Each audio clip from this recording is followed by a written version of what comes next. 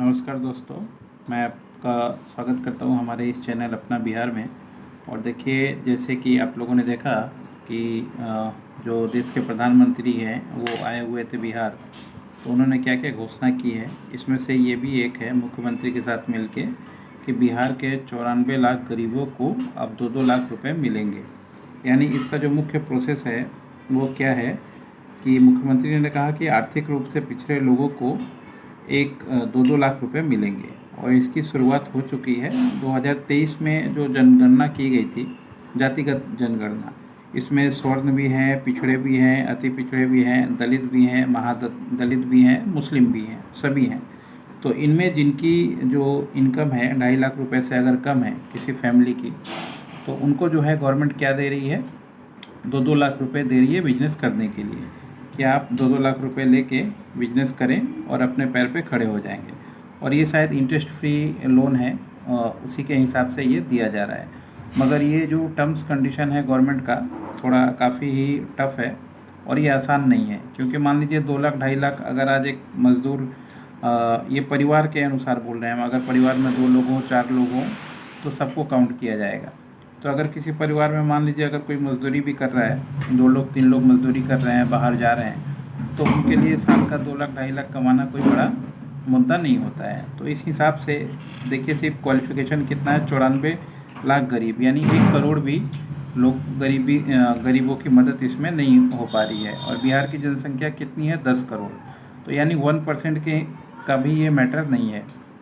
जो अगर ध्यान से अगर आप सोचें तो 1% लोगों की अगर कोई मदद करता है ये पूरे बिहार में 100 में से, तो फिर कितना सा होगा। ये एक बूंद भी नहीं होगा जो कोई बोल पाए कि ये बहुत अच्छा काम है। गवर्नमेंट अनाउंसमेंट अच्छा करती है, मगर टर्म्स कंडीशन ऐसा लगा देती है कि उसमें किसी को कुछ मिल नहीं पाता है। और ये ज़्यादातर लोग ऐसे हैं, मज़दूर लोग, जिनका भी मान लीजिए ये सर्वे किया गया है, इसका बेस नहीं पता कि क्या बेस देख के सर्वे किया गया है। इसमें से ज़्यादातर लोग बाहर ही काम करते हैं, जैसे दिल्ली, बेंगलोर, गुजरात, और ये 2 लाख 2.5 लाख से ज़्यादा कमाते हैं। मगर कुछ ऐसे लोग हैं जो मान लीजिए एकदम नहीं कर पाते, या गांव में ही रहते हैं, या कुछ काम भी नहीं कर पाते, तो उन लोगों को ही मेरे ख्याल से शायद इस सर्वे में काउंट किया होगा। नहीं तो इतना कम संख्या नहीं होना चाहिए।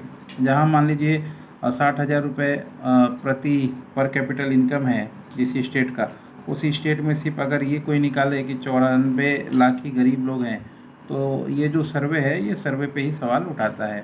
इसलिए अब देखते हैं, गवर्नमेंट दे रही है इंटरेस्ट फ्री, और 2 लाख रुपए से कोई धंधा नहीं होता।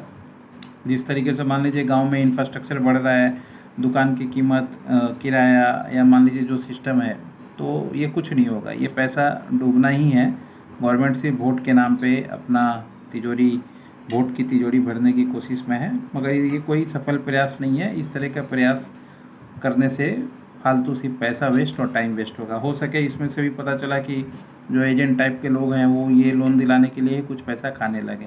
तो ध्यान रखिए, देखते हैं गवर्नमेंट आगे क्या करती है। जैसा जैसा न्यूज़ आएगा वैसा वैसा आपको हम लोग बताते रहेंगे।